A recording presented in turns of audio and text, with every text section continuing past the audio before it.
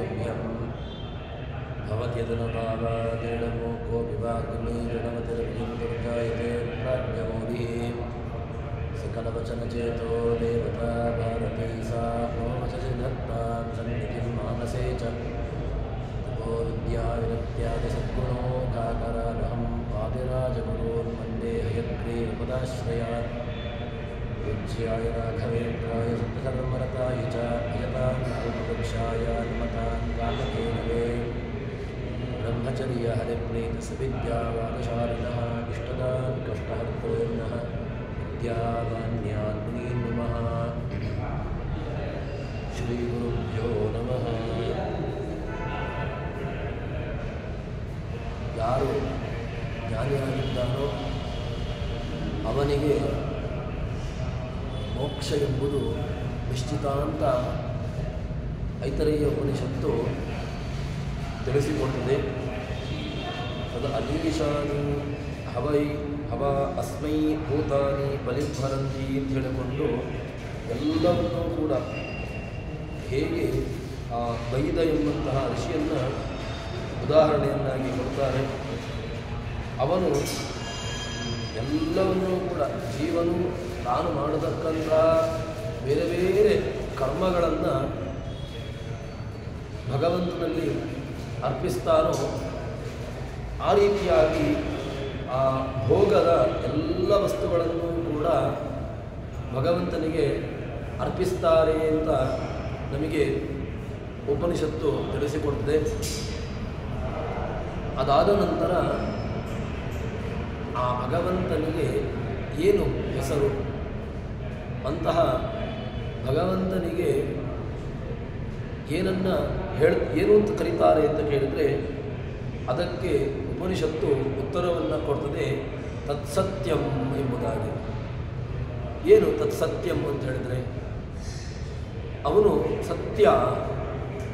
ಹೇಗೆ ಸತ್ಯ ಅಂತ ಹೇಳಿದರೆ ಅದಕ್ಕೆ ಸದಿತಿ ಪ್ರಾಣಸ್ತಿ ಇತ್ಯನ್ನಂ ಯಂ ಇತಿ ಅಸೌ ಆದಿತ್ಯ ತದೇತತ್ ತ್ರಿವೃತ್ ತ್ರಿವೃದಿವ ವೈ ಚಕ್ಷು ಶುಕ್ಲಂ ಕೃಷ್ಣಂ ಕನೀನಿಕೇತಿ. ಹೀಗೆ ಆ ಉಪನಿಷತ್ತು ಮುಂದುವರಿಸಿಕೊಂಡು ಹೇಳ್ತದೆ. ಸತ್ ಶಬ್ದಕ್ಕೆ ಒಂದು ಅಲ್ಲಿ ನಿರ್ದುಷ್ಟ ಸುಖ, ಆನಂದ, ಜ್ಞಾನ ಸ್ವರೂಪ ಅಂತ ಒಂದು ಅರ್ಥವನ್ನು ಹೇಳ್ತಾರೆ. ಇಲ್ಲಿ ಈಗ ಸತ್ ಶಬ್ದಕ್ಕೆ ಅರ್ಥವನ್ನು ಹೇಳ್ತಾರೆ. ಏನು ಸತ್ ಅಂತ ಕೇಳಿದರೆ ಸತ್ ಶಬ್ದಕ್ಕೆ ಅರ್ಥವನ್ನು ಉಪನಿಷತ್ತು ತಿಳಿಸಿಕೊಡುವಂತಹದ್ದು ಉತ್ತಮ ಅಂತ. ಎಲ್ಲ ವಸ್ತುಗಳು ಕೂಡ ಏನೆಲ್ಲ ಇದೆಯೋ ಅದೆಲ್ಲಕ್ಕಿಂತಲೂ ಕೂಡ ಮಿಗಿಲಾಗಿ ಇರತಕ್ಕಂತಹ ಒಂದು ಪದಾರ್ಥ ಅಂತ ಹೇಳಿದರೆ ಅದಿದು ಭಗವಂತ. ಅದು ಸರ್ವೋತ್ತಮವಾಗಿರತಕ್ಕಂತಹ ವಸ್ತು. ಅದಾದ ನಂತರ ಅಲ್ಲಿ ಸತ್, ತಿ, ಯ ಹೀಗೆ 3 ಶಬ್ದಗಳಿದೆ. ಸತ್ಯ ಎಂಬಂತಹ ಶಬ್ದದಲ್ಲಿ ಸತ್, ತಿ, ಯ ಈ 3 ಶಬ್ದಗಳ ಅರ್ಥವನ್ನು ನಮಗೆ ಉಪನಿಷತ್ತೇ ತಿಳಿಸಿಕೊಡ್ತದೆ. ಏನು ಸತ್ಯ ಸತ್ಯ ಅಂತ ಹೇಳಿದರೆ ಸತ್ಯ ಶಬ್ದಕ್ಕೆ ಅಲ್ಲಿ ತಿ ಶಬ್ದಕ್ಕೆ ಏನರ್ಥ ಅಂತ ಕೇಳಿದರೆ ಸಯೇಷ ಭಗವಾನ್ ವಿಷ್ಣು ಸತ್ಯಮಿತ್ಯವಿಧೀಯತೆ ಸರ್ವೋತ್ತಮತ್ವಾತ್ ಪೂರ್ಣತ್ವಾತ್ ಸರ್ವಜ್ಞತ್ವಾತ್ ಅಂತ ಸತ್ಯ ಅಂತ ಕರೀತಾರೆ. ಅಂದರೆ ಅವನು ಉತ್ತಮ, ಅಷ್ಟು ಮಾತ್ರವಲ್ಲದೆ ಪೂರ್ಣ, ಅಷ್ಟು ಮಾತ್ರವಲ್ಲದೆ ಸರ್ವಜ್ಞ. ಈ 3 ಕಾರಣಗಳಿಂದಲೂ ಕೂಡ ಅವನು ಸತ್ಯ ಅಂತ. ಇನ್ನು ಮುಂದೆ ಹೇಳ್ತಾರೆ ತಿ ಅಂತ ಶಬ್ದಕ್ಕೆ ತಿ ಇತಿ ಬ್ರಹ್ಮ ಸಂಪ್ರೋಕ್ತಃ ಜೀವೇಶು ತು ಸುಪೂರ್ಣತಃ ವಾಯು ಸತಿ ಸಂಪ್ರೋಕ್ತಃ ಅಂತ ಮುಂದೆ ಹೇಳ್ತಾರೆ. ಆ ತಿ ಅಂದರೆ ದೇಶತಃ, ಕಾಲತಃ, ಗುಣತಃ ಪೂರ್ಣ. ಭಗವಂತನಿಗೆ ದೇಶತಃ, ಕಾಲತಃ, ಗುಣತಃ ಒಂದು ಪೂರ್ಣವಾಗಿರತಕ್ಕಂತಹ ವಸ್ತು ಇಲ್ಲ. ಮತ್ತು ಅದು ಒಂದು ವಸ್ತು ಉಂಟು ಅಂತಾದರೆ ಅನ್ಯ ವಸ್ತು ಅಲ್ಲ, ಅದಿದೆ ಭಗವಂತನಿಗೆ. ಆದ್ದರಿಂದ ಸತ್ಯ ಶಬ್ದಕ್ಕೆ ಏನರ್ಥ ಆಯಿತು ಅಂತ ಕೇಳಿದರೆ ಅಲ್ಲಿ ಸತ್ ಅಂತ ಶಬ್ದಕ್ಕೆ ಸರ್ವೋತ್ತಮ ಅಂತ ಒಂದು ಅರ್ಥ ಬಂತು. ಇನ್ನು ತಿ ಶಬ್ದಕ್ಕೆ ಏನರ್ಥ ಬಂತು ಅಂತ ಕೇಳಿದ್ರೆ ದೇಶತಃ ಕಾಲತಃ ಗುಣತಃ ಪರಿಪೂರ್ಣನಾಗಿರತಕ್ಕಂಥವನು ಅಂತ ಅರ್ಥ ಬಂತು. ಅದಾದ ಮೇಲೆ ಯ ಶಬ್ದಕ್ಕೆ ಸತ್ಯದಲ್ಲಿರತಕ್ಕಂತಹ ಯ ಶಬ್ದಕ್ಕೆ ಅದು ಪೂರ್ಣ ಅಂದರೆ ಸರ್ವಜ್ಞ, ಎಲ್ಲವನ್ನು ಯಾವುದು ಭೂತ ಭವಿಷ್ಯತ್ ವರ್ತಮಾನ ತ್ರೈಕಾಲಿಕವಾಗಿರತಕ್ಕಂತಹದ್ದು ಇದೆಲ್ಲ ಪದಾರ್ಥಗಳಿದೆಯೋ ಆ ಎಲ್ಲ ಪದಾರ್ಥಗಳನ್ನು ಕೂಡ ಪರಿಪೂರ್ಣವಾಗಿ ತಿಳ್ಕೊಂಡಿರತಕ್ಕಂಥವನು. ಅಲ್ಪ ಸ್ವಲ್ಪ ಜ್ಞಾನ ಅಲ್ಲ, ಯಾವುದೋ ಒಂದು ವಸ್ತುವಿನ ಅಲ್ಪ ವಿಷಯಕವಾಗಿರತಕ್ಕಂತಹ ಜ್ಞಾನ ಅದಲ್ಲ.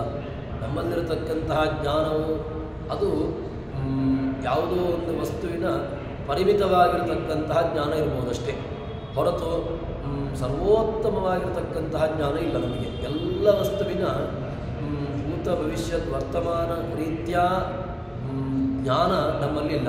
ಮತ್ತು ನಮ್ಮಲ್ಲಿರತಕ್ಕಂತಹ ಜ್ಞಾನ ಎಂಬುದು ಅದು ಕಿಂಚಿತ್ ಯಾವುದೋ ಒಂದು ಅಲ್ಪವಾಗಿರತಕ್ಕಂತಹ ಜ್ಞಾನ ನಮ್ಮದಷ್ಟೇ.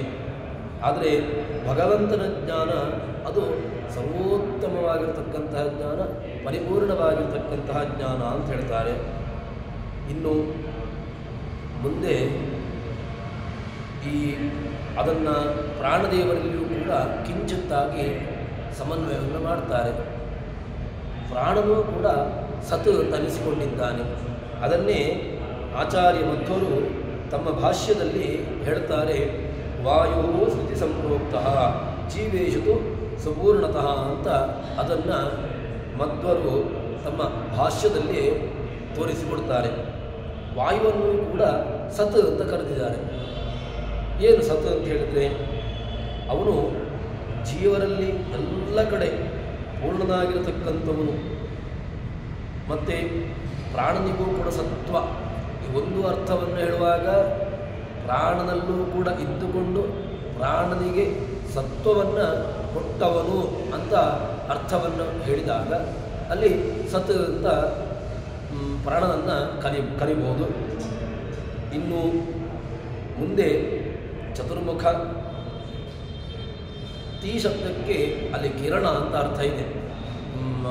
ಇದರಲ್ಲಿಯೂ ಕೂಡ ಅಮರದಲ್ಲಿಯೂ ಕೂಡ ಅಲ್ಲಿ ಕಿರಣಕ್ಕೆ ಅಮರವನ್ನು ಹೇಳುವಾಗ ತಿಗ್ಮಾಂಶು ಅಂತ ಹೇಳಿಕೊಂಡು ಸೂರ್ಯನಿಗೆ ಹೇಳ್ತಾರೆ. ಅಂದರೆ ತಿಗ್ಮ ತೀಕ್ಷ್ಣವಾಗಿರತಕ್ಕಂತಹ ಕಿರಣಗಳುಳ್ಳವನು ಅದು ಯಾರು ಅಂತ ಕೇಳಿದರೆ ಸೂರ್ಯ. ಆದ್ದರಿಂದ ಇಲ್ಲಿ ಕಿರಣಗಳಿಂದ ಯಾವುದು ಎಲ್ಲ ಲೋಕವನ್ನು ಬೆಳಗ್ತಾನೆ ಸೂರ್ಯ. ಆ ಸೂರ್ಯನಲ್ಲಿ ಬೆಳಗುವಿಕೆ ಹೇಗೆ? ಸೂರ್ಯ ಜಗತ್ತನ್ನು ಬೆಳಗ್ತಾನೆ ಅಂತ ನಾವು ಹೇಳ್ತೇವೆ. ಸೂರ್ಯ ಜಗತ್ತನ್ನು ಬೆಳಗತಕ್ಕಂಥವನು ಅಂತ. ಆ ಸೂರ್ಯ ಅದನ್ನೇ ಎಷ್ಟು ಚಂದ್ರಬಸಿ ಹೆಚ್ಚಾಗು ತೇಜೋ ವಿದ್ಯಮಾನಕಂ ಅಂತ ಹೇಳಿಕೊಂಡು ಸೂರ್ಯನಲ್ಲಿರತಕ್ಕಂತಹ ಕಿರಣ, ಅದೇ ರೀತಿಯಾಗಿ ಚಂದ್ರನಲ್ಲಿರತಕ್ಕಂತಹ ಕಿರಣ, ಅದೆಲ್ಲವೂ ತೇಜಸ್ಸುಗಳು ಏನಿದೆಯೋ ಅದೆಲ್ಲವೂ ನನ್ನದು ಅಂತ ಹೇಳಿಕೊಂಡು ಹೇಳಿದ್ದಾನೆ. ಅದೇ ರೀತಿಯಾಗಿ ಇಲ್ಲಿ ಈ ಉಪನಿಷತ್ತು ಕೂಡ ಹೇಳ್ತದೆ, ಜೀವೇಶು ಸಂಪೂರ್ಣತಃ ಏನು ಕಿರಣವನ್ನು ಲೋಕವನ್ನು ನಿಯಂತ್ರಿಸತಕ್ಕಂತಹ ಸೂರ್ಯನು ಅವನು ಅಂದರೆ ಹೊಂದತಕ್ಕಂಥವನು ಅಂತ ಅರ್ಥ. ಹೀಗೆ ಭಗವಂತನನ್ನು, ಅದೇ ರೀತಿಯಾಗಿ ಸೂರ್ಯನನ್ನು, ಅದೇ ರೀತಿಯಾಗಿ ಬೇರೆ ಬೇರೆ ರೀತಿಯಾಗಿರತಕ್ಕಂತಹ ಅರ್ಥವನ್ನು ತಿಳಿಸಿಕೊಡ್ತಾರೆ. ಇನ್ನು ಮುಂದೆ ಹೇಳ್ತಾರೆ ಸತ್ಯ ಅಂತ ಹೇಳ್ತಾರೆ ಅಂತಾಯಿತು. ಒಂದು ಭಗವಂತನಿಗೆ ಸತ್ಯ ಅಂತ ಅರ್ಥ ಬಂತು. ಅದಾದ ಮೇಲೆ ವಾಯುದೇವರಿಗೂ ಕೂಡ ಸತ್ಯ ಎಂಬಂತಹ ಅರ್ಥವನ್ನು ಶಬ್ದವನ್ನು ಹೇಳಿದರು. ಇನ್ನು ಸೂರ್ಯನಲ್ಲಿಯೂ ಕೂಡ ಹೇಳ್ತಾರೆ. ಆದರೆ ಇಲ್ಲಿ ಈ ಮೂವರು ಕೂಡ ಸೇರಿ ಸತ್ಯ ತಿನ್ನಿಸ್ತಾರೆ. ಯಾರು? ಬ್ರಹ್ಮ ಮತ್ತು ವಾಯು, ಅದೇ ರೀತಿಯಾಗಿ ಸೂರ್ಯ. ಇವರು ಮೂವರು ಕೂಡ ಬೇರೆ ಬೇರೆ ಸ್ಥಾನಗಳಲ್ಲಿ, ನಮ್ಮ ಕಣ್ಣಿನ ಚಕ್ಷುರಿಂದ್ರಿಯಾದಿ ಸ್ಥಾನಗಳಲ್ಲಿದ್ದುಕೊಂಡು ಬೇರೆ ಬೇರೆ ವ್ಯವಸ್ಥೆಯಲ್ಲಿದ್ದುಕೊಂಡು ತಾವು ಹೇಳ್ತಾರೆ. ಇಲ್ಲಿ ನಮ್ಮಲ್ಲಿರತಕ್ಕಂತಹ ಏನು ಶುಕ್ಲ, ಕೃಷ್ಣ, ಇಲ್ಲಿರತಕ್ಕಂತಹ ಕಣ್ಣಿನಲ್ಲಿರತಕ್ಕಂತಹ ಬಿಳಿಯ ಭಾಗ, ಅದೇ ರೀತಿಯಾಗಿ ಕಣ್ಣಿನಲ್ಲಿರತಕ್ಕಂತಹ ಕಪ್ಪಿನಲ್ಲಿರತಕ್ಕಂತಹ ಕಪ್ಪಿನ ಭಾಗ, ಇದೆಲ್ಲವೂ ಕೂಡ ಎಲ್ಲರಿಗೂ ಇದೆ. ಇದು ಈ ಪ್ರಾಣಾದಿ 3 ದೇವತೆಗಳು ಕೂಡ ಸತ್ಯ ಅಂತ ಹೇಳಿಕೊಂಡು ಅವರನ್ನು ಉಪಾಸನೆ ಮಾಡಿದರೆ ಆವಾಗ ಏನಾಗ್ತದೆ ಅಂತ ಕೇಳಿದರೆ ಅದು ಸುಳ್ಳಾಗಿದ್ದರೂ ಕೂಡ ಅದನ್ನು ಹೇಳ್ತಾರೆ, ಸ ಯದಿ ಹವ ಅಭಿಮೃಷಾ ವದತಿ ಸತ್ಯಂ ಹೈವ ಅಸ್ಯ ಉಳಿತಂ ಭವತಿ ಏವಮೇತ ಸತ್ಯಸ್ಯ ಸತ್ಯತ್ವಂ ವೇದ. ಇದೆಲ್ಲವೂ ಕೂಡ ಅಲ್ಲಿದ್ದುಕೊಂಡು ತಾನು ಎಲ್ಲವನ್ನು ನಿಯಮನೆ ಮಾಡ್ತಾನೆ ಅಂತ ಹೇಳುವುದರಿಂದಾಗಿ ತಾನೇ ಅಲ್ಲಿ ನಿಯಾಮಕ ಅಂತ ಆದ್ದರಿಂದಾಗಿ ಅದು ಸತ್ಯ ಅಂತ ಎನಿಸಿಕೊಳ್ಳುತ್ತೆ ಹೊರತು ಅದು ಸುಳ್ಳು ಅಂತ ಅನಿಸಿಕೊಳ್ಳೋದಿಲ್ಲ ಅಂತ ಹೇಳ್ತಾರೆ. ಹೀಗೆ ಸತ್ಯಸ್ಯ ಸತ್ಯತ್ವ, ಸುಳ್ಳು ಹೇಳಿರತಕ್ಕಂತಹ ದೋಷಕ್ಕೆ ಭಾಜನ ಆಗೋದಿಲ್ಲ ಅಂತ ಹೇಳ್ತಾರೆ. ಇದಕ್ಕೆ ಬೇಕಾಗಿರತಕ್ಕಂತಹ ಪ್ರಮಾಣಗಳನ್ನು ಕೂಡ ಆಚಾರ್ಯ ಮಧ್ವರು ನಮಗೆ ಹೇಳ್ತಾರೆ. ಆಚಾರ್ಯ ಮಧ್ವರು ಬೇಕಾಗಿರತಕ್ಕಂತಹ ಎಲ್ಲ ಪ್ರಮಾಣಗಳನ್ನು ಕೂಡ ಅದಕ್ಕೆ ಕೊಡ್ತಾರೆ. ದೇವತಾ ತ್ರಯವೇತತ್ತು ಸಹಿತಂ ಸತ್ಯಮುಚ್ಯತೆ ಶುಕ್ಲ ಕೃಷ್ಣ ಕನೀನಾಸು ಚಕ್ಷುಷೋಪ್ಯೇತ ಆಸ್ಥಿತಾ ಅಂತ ಹೇಳಿಕೊಂಡು ಏವಂ ಸತ್ಯಪದಾರ್ಥಂ ಯೋ ವಿಜ್ಞಾಯ ಅಪಾಸ್ತೆ ಆದರಾತ್. ಇಲ್ಲಿರತಕ್ಕಂತಹ ದೇವತೆಗಳನ್ನು ಸತ್ಯ ಅಂತ ಹೇಳಿಕೊಂಡು ಯಾರು ಉಪಾಸನೆ ಮಾಡ್ತಾನೋ ಅವನಿಗೂ ಕೂಡ ಒಳ್ಳೆಯದಾಗಿರತಕ್ಕಂತಹ ಗತಿಯನ್ನು ಅನುಗ್ರಹವನ್ನು ಮಾಡ್ತಾರೆ ಅಂತ ಹೇಳ್ತಾರೆ. ಅದಾದ ಮೇಲೆ ದೇವತಾ ಮನಶ್ಚೈವ ಯೋಗ್ಯ ಅಸ್ಯಾ ಅಭಿಸ್ಫುಟಂ ಅಂತ ಹೇಳಿಕೊಂಡು ಇಲ್ಲಿ ಬೇಕಾಗಿರತಕ್ಕಂತಹ ಪ್ರಮಾಣಗಳನ್ನು ಆ ಉಪಾಸನೆಗೆ ಯೋಗ್ಯ ಮತ್ತು ಅದನ್ನು ಉಪಾಸನೆ ಮಾಡಿದರೆ ಯಾವುದೇ ರೀತಿಯಾಗಿರತಕ್ಕಂತಹ ಪಾಪಕ್ಕೆ ಭಾಜನರಾಗೋದಿಲ್ಲ ಅಂತ ಪ್ರಮಾಣವನ್ನು ಕೊಡ್ತಾರೆ. ಇನ್ನು ಮುಂದಿನ ವಿಚಾರವನ್ನು ಹೇಳ್ತಾರೆ. ಅದೇನು ಅಂತಂದರೆ ತಸ್ಯ ವಾಕ್ತಂತಿ ನಾಮಾನಿ ಧಾಮಾನಿ ತದಸ್ಯೇದಂ ವಾಚ ತಂತ್ಯಾನಾಂ ಅವಿರ್ಧಾಭವಿ ಸರ್ವಂ ಸಿತಂ ಸರ್ವಂ ಹೀದಂ ನಾಮಾನಿ ಸರ್ವಂ ವಾಚ ಅಭಿವದತಿ ವಹಂತಿ ಹವ ಏನಂ ತಂತಿ ಸಂಬದ್ಧಾಯ ಏವಂ ವೇದ. ಮುಂದೆ ಈ ಒಂದು ಮಾತಿದೆ, ಶ್ರುತಿ ಸ್ಮೃತಿ ಹರೇರಾಜ್ಞ ಅಂತ. ಏನೆಲ್ಲ ಶ್ರುತಿಗಳಿದೆ, ಅದೇ ರೀತಿಯಾಗಿ ಸ್ಮೃತಿಗಳಿದೆ, ಇದೆಲ್ಲವೂ ಕೂಡ ಶ್ರುತಿ ಸ್ಮೃತಿ ಹರೇರಾಜ್ಞ. ಇದು ಭಗವಂತನ ಆಜ್ಞಾರೂಪವಾಗಿ ನಮಗಿರತಕ್ಕಂತಹದ್ದು.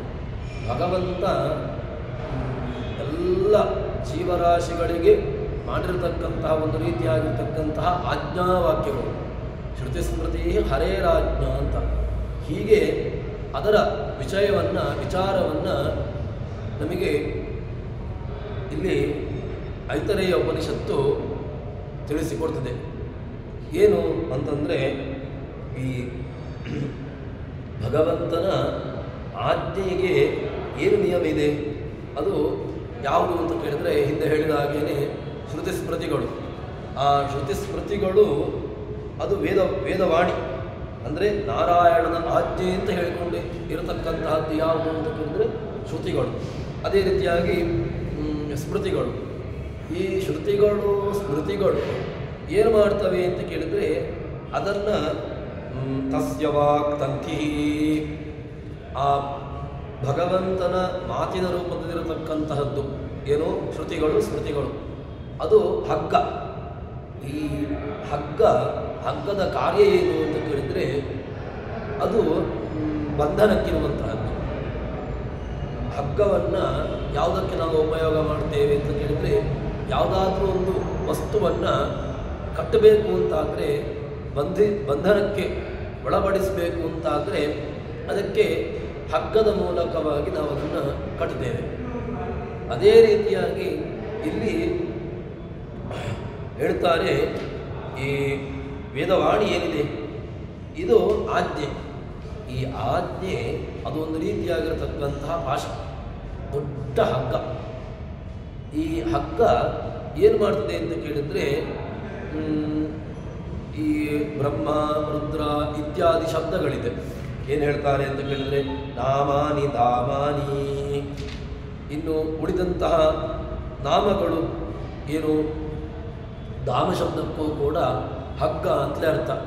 ಯಾಕೆ ಅಂತ ಕೇಳಿದರೆ ವಾದಿರಾಜರು ರಜತ ಪೀಠಪುರದಲ್ಲಿರ್ತಕ್ಕಂತಹ ಕೃಷ್ಣನನ್ನು ಸ್ತೋತ್ರವನ್ನು ಮಾಡುವಾಗ ಕೃಷ್ಣಂ ವಂದೇ ಮಂತಪಾಶದರಂ ದಿವ್ಯಾರ್ಭಕ ಕೃತಿಂ ಶಿಖಾಬಂಧ ತ್ರಯೋಪೇತಂ ಅಂತ ಹೇಳಿಕೊಂಡು ಸ್ತೋತ್ರವನ್ನು ಮಾಡಿದ್ದಾರೆ. ಮತ್ತು ನಿರ್ಮರ್ತ್ಯ ಉಗ್ರ ಮಹಾರಣವೇ ಅಂತ ಸ್ತೋತ್ರ ಮಾಡುವಾಗಲೂ ಕೂಡ ಅದರಲ್ಲಿಯೂ ಕೂಡ ಧಾಮ ಶಬ್ದವನ್ನು ಹಾಕಿದ್ದಾರೆ. ಅಲ್ಲಿ ಧಾಮ ಶಬ್ದ ಅಲ್ಲ, ಅದು ಮಹಾಪ್ರಾಣ ಧಾಮ ಅಲ್ಲ, ಧಾಮ. ಧಾಮ ಶಬ್ದಕ್ಕೆ ಏನರ್ಥ ಅಂತ ಕೇಳಿದರೆ ಧಾಮ ಅಂತ ಹೇಳಿದರೆ ಹಗ್ಗಗಳೇ. ಹಗ್ಗಕ್ಕೆ ಇನ್ನೊಂದು ಪರ್ಯಾಯ ಪದ ಏನು ಅಂತ ಕೇಳಿದರೆ ಅದೇ ಧಾಮ. ಇಲ್ಲಿ ಧಾಮ ಅಂತ ಹೇಳಿದಾಗ ಏನರ್ಥ ಬರ್ತದೆ? ನಾಮಾನಿ ಧಾಮಾನಿ, ನಾಮಗಳು ಯಾವುದೆಲ್ಲ? ಇನ್ನು ಉಳಿದಂತಹ ನಾಮಗಳು ಬ್ರಹ್ಮ ರುದ್ರ ಇತ್ಯಾದಿ ಏನೆಲ್ಲ ಪದಗಳಿದೆ, ಹೆಸರುಗಳಿದೆ, ಅದೆಲ್ಲವೂ ಕೂಡ ಸಣ್ಣ ಒಂದು ಕಟ್ಟುವಿಕೆಗೆ ಬೇಕಾಗಿರತಕ್ಕಂತಹ ಹಗ್ಗಗಳು. ಇಲ್ಲಿ ಏನು ಮಾಡಬೇಕು ಅಂತ ಕೇಳಿದರೆ ಹೇಳ್ತಾರೆ, ಮುಂದೆ ತಿಳಿಸಿಕೊಡ್ತಾರೆ ಉಪನಿಷತ್ತೇ. ತದಸ್ಯ ಇದಂ ವಾಚ ತಂತ್ಯಾ ನಾಮಭಿಃ ಸರ್ವಂ ಸಿತಂ. ಹೇಳ್ತಾರೆ ಏನರ್ಥ ಅಂತ ಕೇಳಿದರೆ ಸರ್ವ ತದಸ್ಯ ಇದಂ ವಾಚ, ಯಾವ ಮಾತಿನಿಂದಾಗಿ ಈ ದೊಡ್ಡ ಹಗ್ಗಗಳೇನಿದೆ ಇದಸ್ಯ ವಾಚ ತಂತ್ಯ, ಈ ದೊಡ್ಡ ವಾಕ್ಯಗಳು ಏನೆಲ್ಲ ದೊಡ್ಡ ವಾಕ್ಯಗಳು, ದೊಡ್ಡ ಹಗ್ಗ ಯಾವುದು ಅಂತ ಕೇಳಿದರೆ ವೇದ. ಯಾಕೆ? ಆರಂಭದಲ್ಲಿ ಹೇಳಿದ್ದೆ ಅದು ದೊಡ್ಡ ಹಗ್ಗ ಅಂತ ಹೇಳಿದರೆ ವೇದಕ್ಕೆ. ಅದು ಉಳಿದಂತಹ ಎಲ್ಲವನ್ನೂ ಕೂಡ ಕಟ್ಟಿಕೊಂಡಿದೆ. ಈ ಸಣ್ಣ ಪುಟ್ಟ ಹಗ್ಗಗಳು ಏನೆಲ್ಲ ಇದೆ, ಬ್ರಹ್ಮರುದ್ರಾದಿ ನಾಮಗಳು ಅಂತ ಏನೆಲ್ಲಿದೆ ಅದು ಸಣ್ಣ ಹಗ್ಗಗಳು, ಅದನ್ನು ಕಟ್ಟಿಕೊಂಡಿದೆ. ಏನು ಕಟ್ಟಿಕೊಂಡಿದೆ ಅಂತ ಕೇಳಿದರೆ ಬ್ರಹ್ಮರುದ್ರಾದಿ ನಾಮಗಳು, ಅದೇ ರೀತಿಯಾಗಿ ಬ್ರಾಹ್ಮಣ ಕ್ಷತ್ರಿಯ ವೈಶ್ಯ ಇತ್ಯಾದಿ ನಾಮಗಳು, ಇದೆಲ್ಲವೂ ಕೂಡ ಅದರಲ್ಲಿ ಕಟ್ಟಿಟ್ಟಿದ್ದಾರೆ. ಅಂದರೆ ಅದರಲ್ಲಿ ಈ ದೊಡ್ಡ ಹಗ್ಗದಲ್ಲಿ ಇದೆಲ್ಲವೂ ಕೂಡ ಅಂತರ್ಭಾವವಾಗಿದೆ. ಈ ದೊಡ್ಡ ವೇದಗಳು ಅಂತ ಏನಿದೆ ದೊಡ್ಡ ಭಾಗ, ಆ ದೊಡ್ಡ ಭಾಗದಲ್ಲಿ ಇದೆಲ್ಲವೂ ಕೂಡ ಅಂತರ್ಭಾವವಾಗಿ ಇರತಕ್ಕಂತಹದ್ದು. ಇನ್ನು ಈ ವೇದವಾಣಿ ಈ ದೊಡ್ಡ ಹಗ್ಗದಿಂದಾಗಿ ಈ ಉಳಿದಂತಹ ಎಲ್ಲ ನಾಮಗಳನ್ನು ಅದರಲ್ಲಿ ಕಟ್ಟಿಟ್ಟಿದ್ದಾರೆ. ಅಷ್ಟು ಮಾತ್ರವಲ್ಲದೆ ಮುಂದೆ ಹೇಳ್ತಾರೆ, ಅದನ್ನು ಸರಿಯಾಗಿ ಅರ್ಥವನ್ನು ಬಿಡಿಸಿ ಹೇಳ್ತಾರೆ. ಸರ್ವಂ ಈದಂ ನಾಮಾನಿ ಸರ್ವಂ ವಾಚಾ ಅಭಿವದತಿ ವಹಂತಿ ಹವಾ ಏನಂ ತಂತಿ ಸಂಬದ್ಧಾಯ ಏವಂ ವೇದ.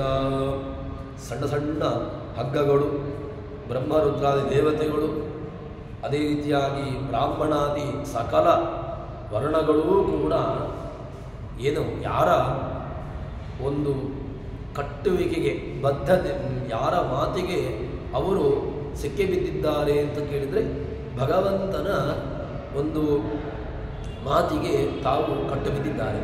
ಅಂದರೆ ಈ ಎಲ್ಲ ವರ್ಣಗಳು ಕೂಡ, ಅದೇ ರೀತಿಯಾಗಿ ಬ್ರಹ್ಮರುದ್ರಾದಿ ಎಲ್ಲ ದೇವತೆಗಳು ಕೂಡ ಯಾವುದರಲ್ಲಿ ಬದ್ಧರಾಗಿದ್ದಾರೆ ಅಂತ ಕೇಳಿದರೆ ಈ ದೊಡ್ಡದಾಗಿರತಕ್ಕಂಥ ಹಗ್ಗದಲ್ಲಿ. ಏನು ದೊಡ್ಡ ಹಗ್ಗ ಅಂತ ಹೇಳಿದರೆ ಶ್ರುತಿ ಸ್ಮೃತಿ ಹರೇ ರಾಜ್ಞಾ ಅಂತ ಹೇಳಿದಾಗೆ ಈ ದೊಡ್ಡ ವೇದ ಭಾಗದಲ್ಲಿರತಕ್ಕಂತಹ ಆಜ್ಞೆ ಏನಿದೆ ಅದಕ್ಕೆ ಎಲ್ಲರೂ ಕೂಡ ಬದ್ಧರಾಗಿದ್ದಾರೆ. ಹೀಗೆ ಈ ಬದ್ಧರಾಗಿರತಕ್ಕಂಥವರು ಮತ್ತು ಎಲ್ಲವನ್ನೂ ಕೂಡ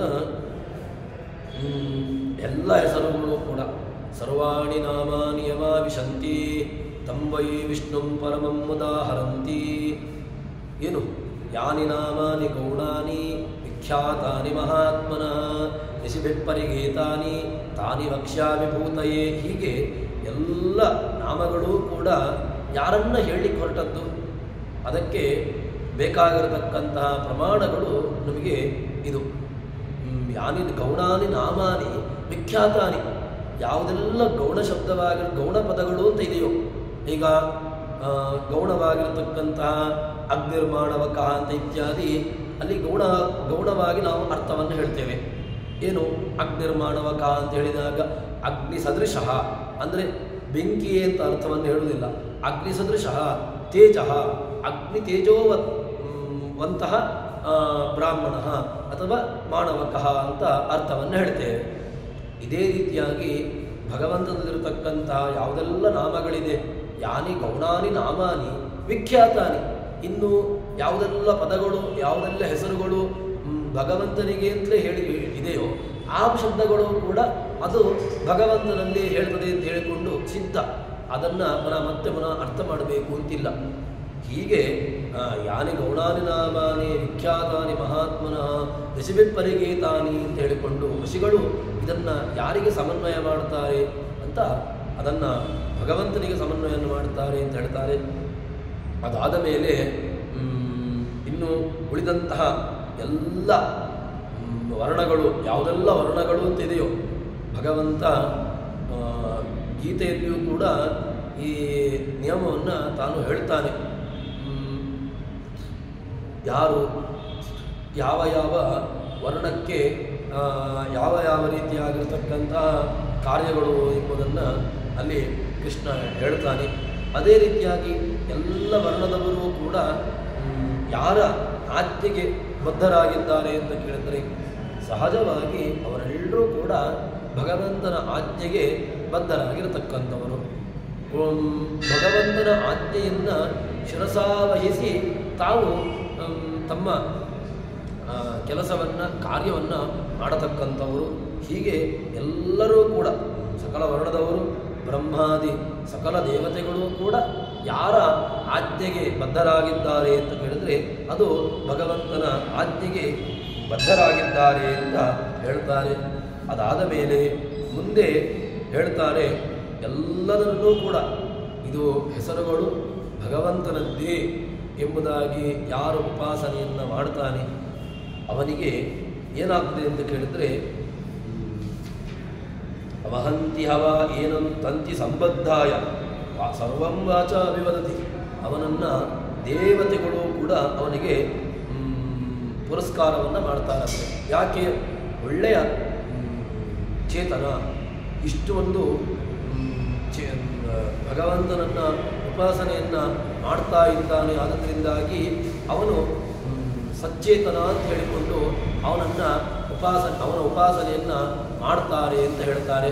ಹೀಗೆ ಭಗವಂತನ ಉಪಾಸನೆಯನ್ನು ಮಾಡಲಿಕ್ಕೆ ಬೇಕಾಗಿರತಕ್ಕಂತಹ ಮಾರ್ಗ, ಅದಕ್ಕೆ ಬೇಕಾಗಿರತಕ್ಕಂತಹ ಉಪಾಯವನ್ನು ನಮಗೆ ಐತರೇಯ ಉಪನಿಷತ್ತು ತಿಳಿಸಿಕೊಡ್ತದೆ. ಇಲ್ಲಿ ದೇವಾದಿಗಳು ಕೂಡ ದೇವತೆಗಳು ಕೂಡ ಪುರಸ್ಕಾರವನ್ನು ಯಾವರನ್ನು ಪುರಸ್ಕಾರವನ್ನು ಮಾಡ್ತಾರೆ ಅಂತ ಕೇಳಿದರೆ ಭಗವಂತನನ್ನು ಯಾರು ಸಕಲ ಶಬ್ದವೇದ್ಯ ಸಕಲ ಶಬ್ದವಾಚ್ಯ ಎಂಬುದಾಗಿ ಯಾರು ಉಪಾಸನೆಯನ್ನು ಮಾಡ್ತಾನೋ ಅಂಥವನಿಗೆ ದೇವತೆ ಚೇತನಗಳು ಕೂಡ ಅವನನ್ನು ಅನುಗ್ರಹವನ್ನು ಮಾಡ್ತಾರೆ ಎಂಬುದಾಗಿ ಹೇಳ್ತಾರೆ. ಹೀಗೆ ಭಗವಂತನ ಉಪಾಸನೆ ಮಾಡಲಿಕ್ಕೆ ಬೇಕಾಗಿರತಕ್ಕಂತಹ ಎಲ್ಲ ರೀತಿಯಾಗಿರತಕ್ಕಂತಹ ಚೇತನವನ್ನು ಕೂಡ ನಮಗೆ ಐತರೇಯ ಉಪನಿಷತ್ತು ತಿಳಿಸಿಕೊಡ್ತದೆ. ಅದಾದ ಮೇಲೆ ಇದಕ್ಕೆ ಏನಾದರೂ ಪ್ರಮಾಣ ಉಂಟಾ ಅಂತ ಕೇಳಿದರೆ ಆ ಪ್ರಮಾಣವನ್ನು ಕೂಡ ಹೇಳ್ತಾರೆ. ಯಾಕೆ ಅಂದರೆ ಉಪನಿಷತ್ತು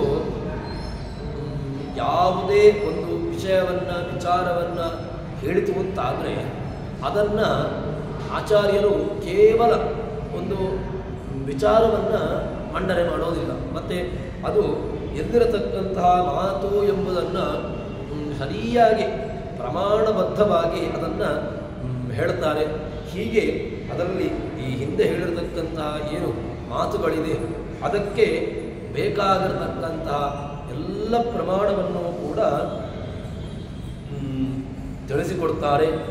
ಏನು ಅಂತ ಕೇಳಿದ್ರೆ ತಸ್ಯ ನಾರಾಯಣಸ್ಯೇವ ತಸ್ಯ ವೇದಾತ್ಮಿಕಾ ವಾಕ್, ಏನು ವೇದಗಳು ಅಂತ ಹೊರಟಿದೆ. ಯಾಕೆ?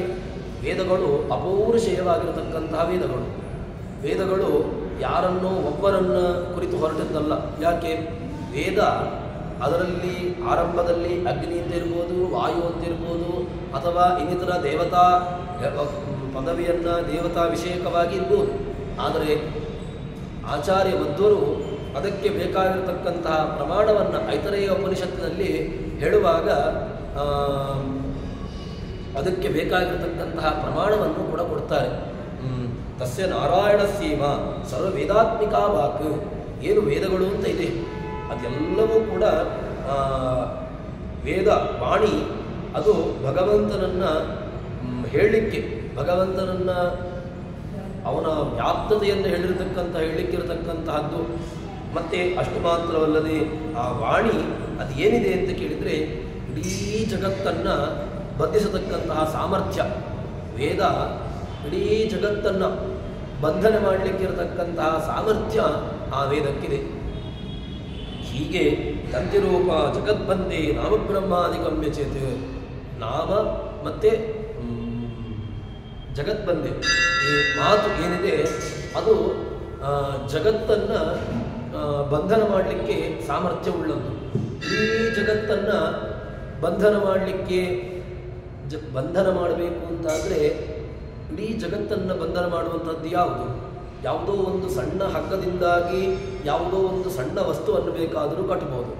ಆದರೆ ಇಡೀ ಜಗತ್ತನ್ನು ಕಟ್ಟಲಿಕ್ಕೆ ಯಾವುದು ಹಗ್ಗ ಏನು? ಅದಕ್ಕೆ ಉತ್ತರ ಏನು ಅಂತ ಕೇಳಿದರೆ ತಂತಿರೂಪ ಜಗದ್ಬಂಧೆ ಸರ್ವ ವೇದಾತ್ಮಿಕಾ ವಾಕ್ ತಂತಿರೂಪ ಜಗದ್ಬಂಧೆ.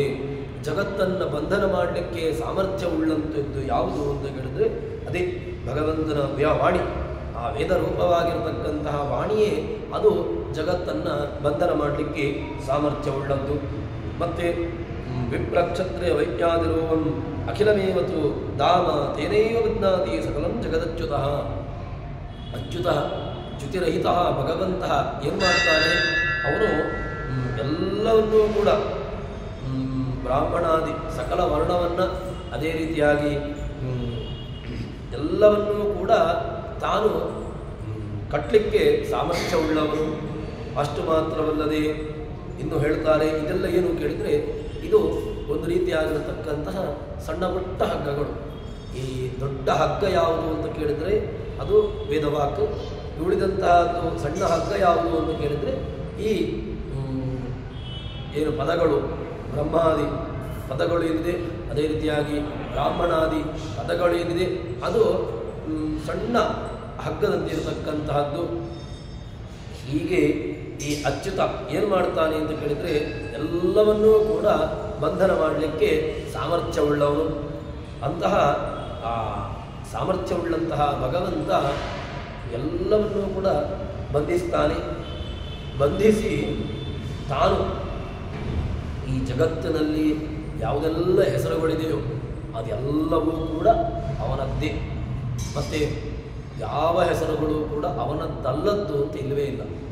ನಾವು ಯಾವ ನಾಮವನ್ನು ಇಟ್ಟುಕೊಂಡರೂ ಕೂಡ ಅದು ಅವನ ನಾಮವನ್ನೇ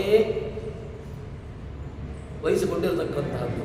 ಆದ್ದರಿಂದ ಅವನ ನಾಮಕ್ಕೇನೆ ಇರತಕ್ಕಂತಹ ಪದ ಅಂತ ಸಾಮರ್ಥ್ಯ ಅಂತ ಹೀಗೆ ಹೇಳ್ತಾರೆ. ಇದಾದ ಮೇಲೆ ಮುಂದೆ ಏನು ಹೇಳ್ತಾರೆ ಅಂತ ಕೇಳಿದ್ರೆ, ಸರ್ವೇ ಹಿ ನಾಮವಂತಹ ಅತ್ರ ಸರ್ವ ವೇದೋದಿತಾ. ಎಲ್ಲ ಹೆಸರುಗಳು ಇದೆಲ್ಲ ಇದೆಯೋ ಅದೆಲ್ಲವೂ ಕೂಡ ಅವನದ್ದೇ. ಅಷ್ಟು ಮಾತ್ರವಲ್ಲದೆ ಅದೆಲ್ಲವೂ ಕೂಡ ವೇದೋದಿತಾ. ವೇದದಲ್ಲಿ ಹೇಳದೇ ಇರತಕ್ಕಂತಹ, ವೇದದಲ್ಲಿ ಬರದೇ ಇರತಕ್ಕಂತಹದ್ದು ಅಂತ ಇಲ್ಲವೇ ಇಲ್ಲ. ಎಲ್ಲವುಗಳು ಕೂಡ ಅದು ವೇದದಲ್ಲಿ ಉದಿತವಾಗಿರತಕ್ಕಂತಹದ್ದು ಎಂಬುದಾಗಿ ಹೇಳ್ತಾರೆ. ಅದಾದ ಮೇಲೆ ವೇದಾತ್ಮಿಕ್ಯ ಯಥೋವಾಚ ವಿಷ್ಣುರ್ ವದತಿ ಸೋಖಿಲಂ. ಆದರೆ ಎಲ್ಲ ಮಾತುಗಳು ಕೂಡ ಅವನದ್ದೇ ಅಂತ ಆದಮೇಲೆ ಯಥೋವಾಚೋ ನಿವರ್ತಂತೆ ಅಪ್ರಾಪ್ಯ ಮನಸಾ ಸಹ. ವಾಚೋ ನಿವರ್ತಂತೆ ಅಪ್ರಾಪ್ಯ ಮನಸಾ ಸಹ. ಅವನು ಮಾತಿಗೆ ಅಟುಕದವನು, ಮನಸ್ಸಿಗೆ ನಿಲುಕದವನು ಅಂತ ಹೇಳಿದರೆ ಅದು ಯಾಕೆ ಅಂತ ಕೇಳಿದರೆ, ಯಾವ ನಿಮ್ಮ ಮಾತುಗಳಿಗಾಗಲಿ ಅಥವಾ ನಿಮ್ಮ ಮನಸ್ಸಿಗಾಗಲಿ ಅವನು ನಿಲುಕ್ತಾನ ಅಂತ ಕೇಳಿದರೆ ಇಲ್ಲವೇ ಇಲ್ಲ. ನಾನು ಮನಸ್ಸಿನಿಂದ ಭಗವಂತನನ್ನು ತಿಳ್ಕೊಳ್ತೇನೆ, ಪೂರ್ತಿಯಾಗಿ ಅವನನ್ನು ಅಧ್ಯಯನ ಮಾಡ್ತೇನೆ ಅಂತ ಹೇಳಿದರೆ ಇಲ್ಲವೇ ಇಲ್ಲ. ಯಾಕೆ? ಮನಸ್ಸಿಗೆ ಆ ಸಾಮರ್ಥ್ಯವೇ ಇಲ್ಲ, ಭಗವಂತನನ್ನು ಕಾಣತಕ್ಕಂತಹ ಸಾಮರ್ಥ್ಯವೇ ಇಲ್ಲ. ಇನ್ನು ಸರಿ ಮಾತಿನ ಮೂಲಕವಾಗಿ ಅವನನ್ನು ತಿಳ್ಕೊಳ್ತೇನೆ ಅಂತ ಹೇಳಿದ್ರೆ ಮಾತಿಗೂ ನಿಲುಕದವನು. ನೀವು ಯಾವ ಮಾತುಗಳನ್ನು ಹೇಳಿ ಭಗವಂತನನ್ನು ಹೇಳಿ ಮುಗಿಸ್ತೇನೆ ಅಂತ ಹೇಳ್ತೀರೋ ಅಂತಹ ಮಾತುಗಳು ಅವನನ್ನು ಹೇಳಿ ಮುಗಿಸ್ಲಿಕ್ಕಾಗೋದಿಲ್ಲ. ವೇದಗಳು ಕೂಡ ಭಗವಂತನನ್ನು ಪೂರ್ಣವಾಗಿ ಹೇಳಲಿಕ್ಕಾಗೋದಿಲ್ಲ ಅಂತ ಹೇಳ್ತಾ ಉಂಟು. ಹೀಗೆ ಇಂತಹ ಅಪರಿಮಿತವಾಗಿರತಕ್ಕಂತಹ ಸಾಮರ್ಥ್ಯವುಳ್ಳವನು ಭಗವಂತ. ಅಂತಹ ಭಗವಂತ ಯಾವ ರೀತಿಯಾಗಿರತಕ್ಕಂತಹ ಮಾತುಗಳಿಗೂ ಕೂಡ ನಿಲುಕೋದಿಲ್ಲ. ಅದಾದ ಮೇಲೆ ಜ್ಞಾತ್ವ ಜಗದುಪಾಸ್ತಿ ಯೋಗ್ಯ ಸಂಸ್ಕೃತೋಪಾಸನೆ, ಅವನನ್ನು ಇಡೀ ಜಗತ್ತಿನಲ್ಲಿರತಕ್ಕಂಥವ್ರು ಉಪಾಸನೆ ಮಾಡ್ತಾರೆ.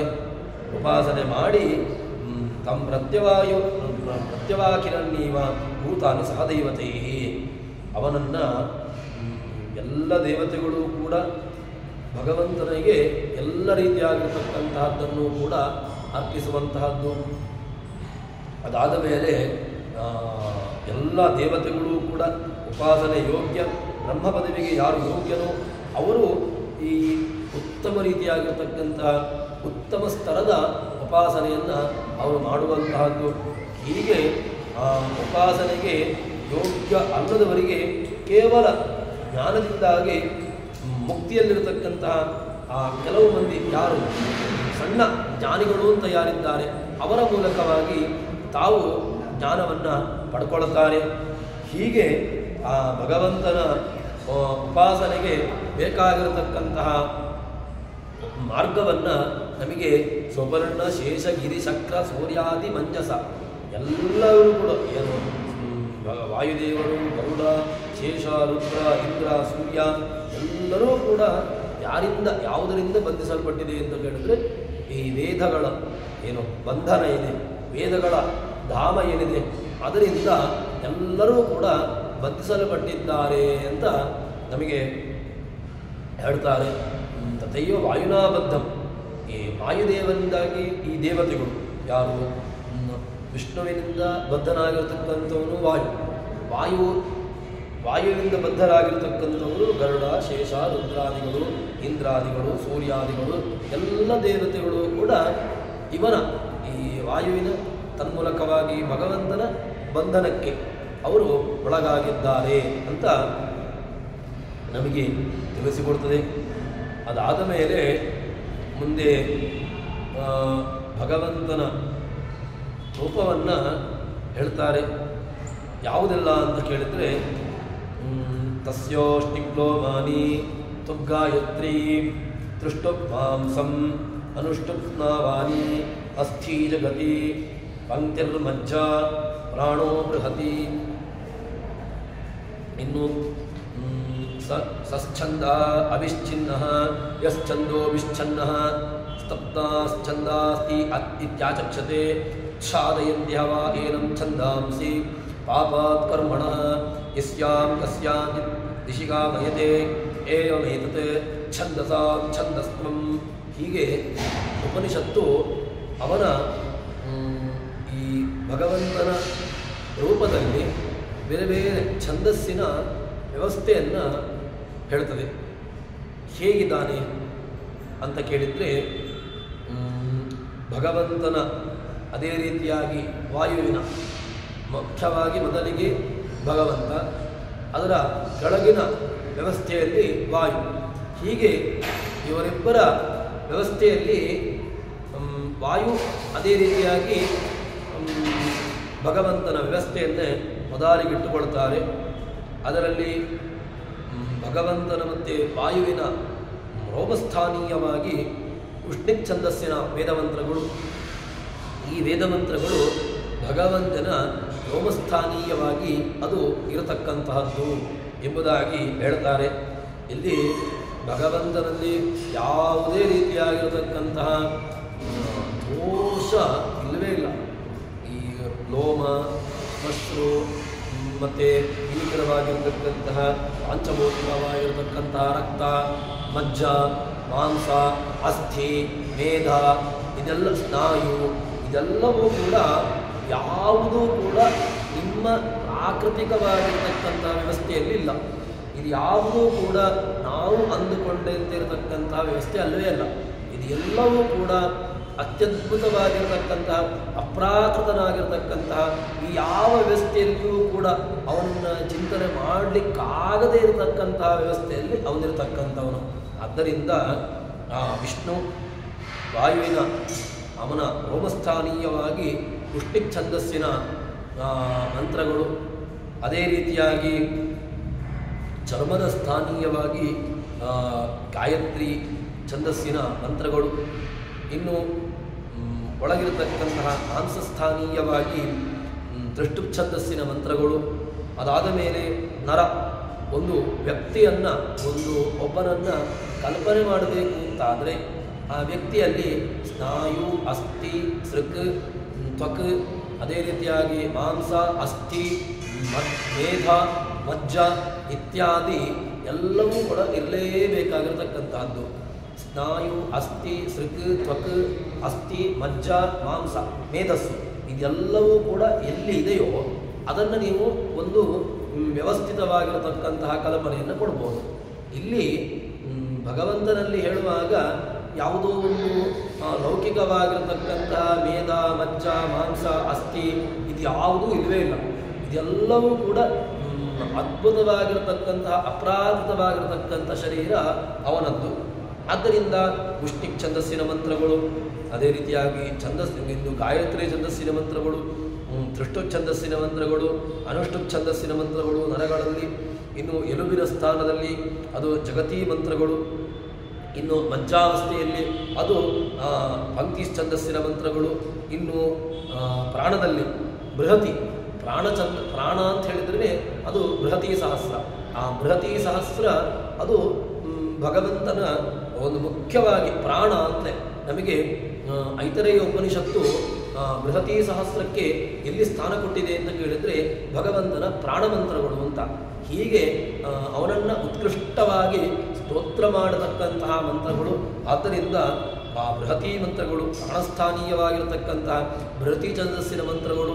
ಅಷ್ಟು ಮಾತ್ರವಲ್ಲದೆ ಇನ್ನು ಇವರೆಲ್ಲರೂ ಕೂಡ ಯಾವುದರಿಂದ ಆವೃತವಾಗಿದ್ದಾರೆ ಅಂತ ಹೇಳಿದರೆ ಈ ವ್ಯವಸ್ಥೆಯಲ್ಲಿ, ಯಾವುದು ಈ ಛಂದೋಸ್ಸಿನ ವ್ಯವಸ್ಥೆಯಲ್ಲಿ ಎಲ್ಲವೂ ಕೂಡ ಆವೃತವಾಗಿ ಬಿಟ್ಟಿದೆ. ಪ್ರಾಣ, ಅದೇ ರೀತಿಯಾಗಿ ವಾಯು. ಇನ್ನು ಅಷ್ಟು ಮಾತ್ರವಲ್ಲದೆ ಮುಂದೆ ಈ ವೇದ ಅಂತ ಹೇಳಿದರೆ ಏನರ್ಥ ಅಂತ ಕೇಳಿದರೆ ಯತ್ ಆಚ್ಛಾದಯತಿ ಅಂತ. ಯಾಕೆ ಅದನ್ನು ಛಂದಸ್ಸು ಅಂತ ಕರೀತಾರೆ? ಯಾಕೆ ಛಂದಸ್ಸು ಅಂತ ಕರೀತಾರೆ ಅಂತ ಕೇಳಿದರೆ ಛದಿ ಆಚ್ಛಾದನೆಯ ಧಾತು. ಯಾವ ಧಾತುವಿನಿಂದ ಛಂದಸ್ಸು ಅಂತ ಶಬ್ದ ನಿಷ್ಪನ್ನವಾಗಿರ್ತಕ್ಕಂತಹದ್ದು ಅಂತ ಕೇಳಿದರೆ ಛದಿ ಆಚ್ಛಾದನೆ ಅಂತ. ಆಚ್ಛಾದನಾರ್ಥಕವಾಗಿರತಕ್ಕಂಥ ಛಂದಸ್ಸು ಅಂತ. ಅಂದರೆ ಆಚ್ಛಾದನ ಅಂತ ಹೇಳಿದರೆ ಏನು ಆಚ್ಛಾದನೆ? ಮುಚ್ಚಿ ಹೋಗಿರತಕ್ಕಂತಹದ್ದು. ಭಗವಂತ ಈ ಯಾವ ಛಂದೋ ಮಂತ್ರಗಳಿಂದಾಗಿ ತಾನು ಪೂರ್ಣವಾಗಿ ಆವೃತನಾಗಿ ಬಿಟ್ಟಿದ್ದಾನೆ. ಆದ್ದರಿಂದ ಈ ವೇದಾಭಿಮಾನಿ ದೇವತೆಗಳು, ಅದೇ ರೀತಿಯಾಗಿ ಎಲ್ಲವೂ ಕೂಡ ಇವನನ್ನು ಆವರಿಸಿಕೊಂಡು ಬಿಟ್ಟಿದೆ. ಹೀಗೆ ಇಷ್ಟು ಇದನ್ನು ಉಪಾಸನೆ ಮಾಡಬೇಕು ಅಂತಾಯಿತು. ಇದನ್ನು ಉಪಾಸನೆ ಮಾಡಬೇಕು ಅಂತಾದರೆ ಏನಾಯಿತು? ಅದಕ್ಕೆ ಹೇಳ್ತಾರೆ ಯಶ್ಚಂದೋಭಿಹಿ ಛನ್ನಃ ತಸ್ಮಾತ್ ಛಂದಾಂಸಿ ಇತಿ ಆಚಕ್ಷತೆ. ಉಪನಿಷತ್ತು ಒಳ್ಳೆಯ ರೀತಿಯಾಗಿರತಕ್ಕಂತಹ ಅರ್ಥವನ್ನು ಬಿಡಿಸಿಕೊಡ್ತದೆ. ಯಶ್ಚಂದೋಭಿಶ್ಚನ್ನಃ, ಛಂದೋಭಿಚ್ಛನ್ನಃ, ಅವನನ್ನು ಛಂದಸ್ಸುಗಳಿಂದಾಗಿ ಆಚ್ಛಾದಿಸಲ್ಪಟ್ಟಿದೆ ಅಂತ. ಈ ಛಂದಸ್ಸುಗಳು ಆಚ್ಛಾದನೆ ಪಟ್ಟಿದೆ ಅಲ್ವಾ? ಸರಿ, ಅದರಿಂದಾಗಿ ಛಂದಾಂಸಿ ಇತ್ಯಾಚಕ್ಷತೆ, ಅವನನ್ನು ಛಂದಸ್ಸು ಅಂತ ಕರೀತಾರೆ. ಇನ್ನೊಂದು ಅರ್ಥವನ್ನು ಹೇಳ್ತಾರೆ, ಛಾದಯಂತಿ ಹವೈ ಏನಂ ಛಂದಾಂಸಿ ಪಾಪಾತ್ ಕರ್ಮಣಃ. ಪಾಪಾತ್ ಕರ್ಮಣಃ ಛಾದಯಂತಿ. ಜೀವನನ್ನು ಯಾರು ಈ ಭಗವಂತನನ್ನು ಉಪಾಸನೆ ಮಾಡ್ತಾನೆ ಅವನನ್ನು ಛಾದಯಂತಿ. ಯಾವುದರಿಂದ? ಪಾಪಕರ್ಮಕ್ಕಿಂದಾಗಿ ಅವನನ್ನು ಛಾದಯಂತಿ. ಯಾವುದರಿಂದಾಗಿ ನಾವು ಆಚ್ಛಾದನೆಗೊಳಗಾಗಬೇಕು ಅಂತ ಕೇಳಿದರೆ ಕೆಟ್ಟ ಕರ್ಮಗಳಿಂದಾಗಿ ಆಚ್ಛಾದನೆಗೆ ಒಳಗಾಗಬೇಕು ಅಂತಾಯಿತು. ಕೆಟ್ಟ ಕರ್ಮಕ್ಕಿಂತ ಆಚ್ಛಾದನೆ ಒಳಗಾಗಬೇಕು ಅಂತಾದರೆ ಭಗವಂತನನ್ನು ಛಂದಸ್ಸು ಅಂತ ಉಪಾಸನೆ ಮಾಡಬೇಕು. ಭಗವಂತನನ್ನು ಛಂದಸ್ಸು ಅಂತ ಉಪಾಸನೆ ಮಾಡಿದಾಗ ಛಂದಾಂಸಿ ಕರ್ಮಣಃ ಪಾಪಾತ್ ಕರ್ಮಣಃ ಚಾದಯಂತೆ, ತಮ್ಮನ್ನು ಪಾಪಕರ್ಮಗಳಿಂದಾಗಿ ಅದು ಆಚ್ಛಾದಯಂತಿ ಅಂತಾಯಿತು. ಇನ್ನು ಅಷ್ಟು ಮಾತ್ರವಲ್ಲದೆ ಎಲ್ಲವನ್ನೂ ಕೂಡ ಕಸ್ಯಾಂಚಿತ್ ದಿಶೆ ಕಾಮಯತೆ, ಏನನ್ನು ಬೇಕಾದರೂ ಕಾಮಯತೆ, ಅವನನ್ನು ಏನು ಬಯಸ್ತಾನೋ ಅದೆಲ್ಲವನ್ನೂ ಕೂಡ ಈ ಛಂದಸ್ಸುಗಳಿಗೆ ಕೊಡತಕ್ಕಂತಹ ಸಾಮರ್ಥ್ಯ ಉಂಟು. ನಾವು ಏನು ಮಾಡಿದ್ದೇವೆ ಅಂತ ಕೇಳಿದರೆ ನಮಗೆ ಈ ಉಪಾಸನೆಗೆ ಬಗೆಯೇ ಬೇಕಾಗಿಲ್ಲ.